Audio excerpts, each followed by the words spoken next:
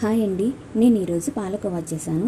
Stove on చేసుకొని మందంగా ఉన్న పాన్ పెట్టుకొని అందులో 1 లీటర్ వరకు పాలు పోసుకున్నానండి. మంటను హై ఫ్లేమ్లో పెట్టి పాలు పొంగేంత వరకు, పాలు పొంగిన తర్వాత మంటను మీడియం ఫ్లేమ్లో టర్న్ చేసుకున్నానండి. ఇప్పుడు చుట్టూ ఉన్న మేగ తీసుకుంటూ పాలు 3 వంతుల పాలు అయ్యేంత వరకు ఉంచుకున్నాను. 3 వంతుల పాలు మరిగిన తర్వాత 200 గ్రాముల షుగర్ వేసి బాగా కలుపుకుంటూ పాలు బాగా క్రీమీ స్ట్రక్చర్ వచ్చేంత వరకు కలుపుకున్నానండి. చుట్టూ ఉన్న క్రీమ్ను కూడా తీసుకుంటూ కలుపుకుంటూ ఉండాలండి. ఇప్పుడు దీనిని టెస్ట్ చేసి చూసుకున్నాను.